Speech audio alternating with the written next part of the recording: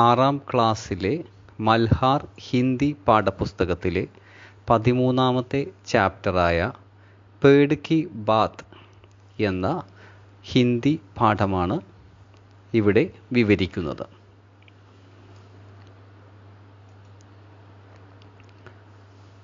പേഡ് കി ബാത്ത് അഥവാ മരത്തിൻ്റെ വിശേഷങ്ങൾ. നിങ്ങൾ എപ്പോഴെങ്കിലും ഒരു വിത്ത് പാകിയിട്ടുണ്ടോ? ഒരു വിത്തിൽ നിന്ന് മരമുണ്ടാകുന്ന കഥ വളരെ രസകരമാണ്. എങ്ങനെയാണ് മുള പൊട്ടുന്നതെന്നും ചെടി ഉണ്ടാകുന്നതെന്നും അത് പടിപടിയായി വളർന്ന് വലിയൊരു മരമായി മാറുന്നതെന്നും നമുക്ക് നോക്കാം. വളരെയധികം ദിവസങ്ങൾ വിത്ത് മണ്ണിനടിയിൽ കിടന്നു. മാസങ്ങൾ കടന്നുപോയി. ശൈത്യകാലത്തിന് ശേഷം വസന്തമെത്തി. അതിനുശേഷം മഴക്കാലത്തിൻ്റെ തുടക്കത്തിൽ 1-2 ദിവസം മഴ പെയ്തു. ഇനി ഒളിച്ചിരിക്കേണ്ട ആവശ്യമില്ലായിരുന്നു. പുറത്തുനിന്ന് ആരോ ഒരു കുഞ്ഞിനെ എന്ന പോലെ വിളിക്കുകയാണ്. ഇനിയും ഉറങ്ങിക്കിടക്കരുത്, എഴുന്നേൽക്കൂ, സൂര്യപ്രകാശം കാണൂ. മെല്ലെ മെല്ലെ വിത്തിൻ്റെ പുറന്തോട് പിളർന്നു. 2 മൃദുവായ ഇലകൾക്കിടയിലൂടെ മുള പുറത്തു വന്നു. മുളയുടെ ഒരു ഭാഗം മണ്ണിലേക്ക് ആഴത്തിലിറങ്ങിപ്പോയി. അതിനെ വേര് എന്ന് വിളിക്കുന്നു. മറുഭാഗം മണ്ണ് തുളച്ച് മുകളിലേക്ക് ഉയർന്നു വന്നു. ഒരു മുള വരുന്നത് നിങ്ങൾ കണ്ടിട്ടുണ്ടോ?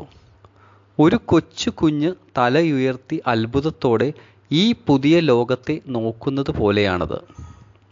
മുളയുടെ ഏതു ഭാഗമാണോ മണ്ണിനടിയിലേക്ക് പോകുന്നത് അതിന് വേര് എന്നും മുകളിലേക്ക് വളരുന്ന ഭാഗത്തെ തണ്ട് എന്നും വിളിക്കുന്നു. എല്ലാ ചെടികളിലും വേരും തണ്ടും ഉണ്ടാവും. ചെടിയെ എങ്ങനെ വെച്ചാലും വേര് താഴത്തോട്ടും തണ്ട് മുകളിലോട്ടും വളരും എന്നത് അത്ഭുതകരമായ കാര്യമാണ്. മനുഷ്യർ ഭക്ഷണം കഴിക്കുന്നത് പോലെ തന്നെയാണ് സസ്യങ്ങളും ഭക്ഷണം കഴിക്കുന്നത്. നമുക്ക് പല്ലുകളുണ്ട്, അതിനാൽ കടുപ്പമുള്ള ആഹാരം കഴിക്കാം.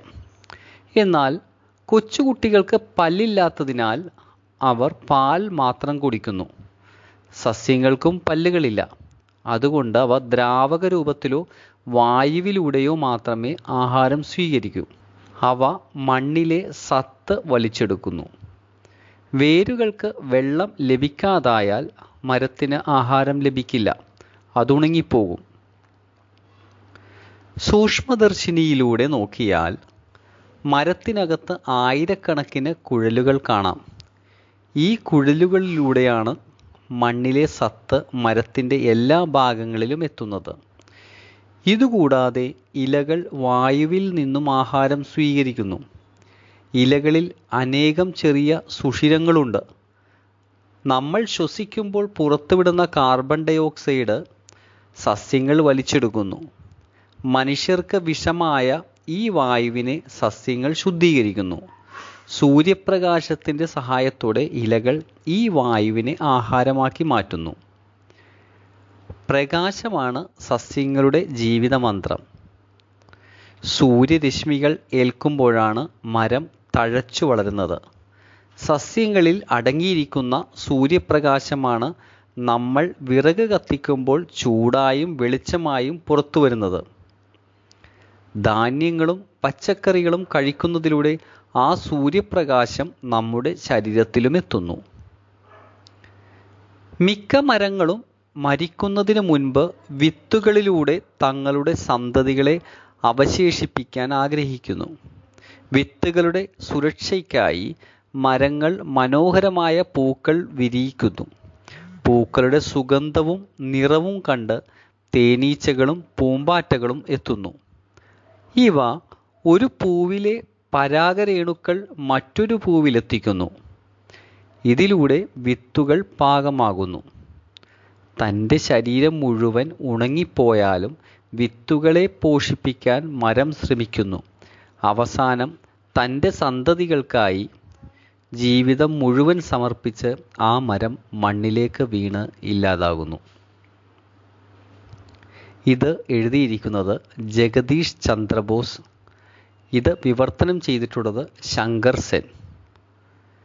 രചയിതാവിനെക്കുറിച്ച് 2 വാക്ക്. പ്രശസ്ത ശാസ്ത്രജ്ഞനായിരുന്ന ജഗദീഷ് ചന്ദ്രബോസ് പ്രകൃതിയെ നിരീക്ഷിച്ചാണ് വളർന്നത്. സസ്യങ്ങൾക്കും ജീവനുണ്ടെന്നും അവയ്ക്കും പ്രതികരണശേഷിയുണ്ടെന്നും ലോകത്തിനു മുന്നിൽ ആദ്യമായി തെളിയിച്ചത് അദ്ദേഹമാണ്. ശാസ്ത്രവിഷയങ്ങളെ സാഹിത്യരൂപത്തിൽ അവതരിപ്പിക്കുന്നതിൽ അദ്ദേഹം വിദഗ്ധനായിരുന്നു. റേഡിയോ തരംഗങ്ങളിലൂടെയുള്ള ആശയവിനിമയത്തിലും അദ്ദേഹം വലിയ കണ്ടെത്തലുകൾ നടത്തിയിട്ടുണ്ട്.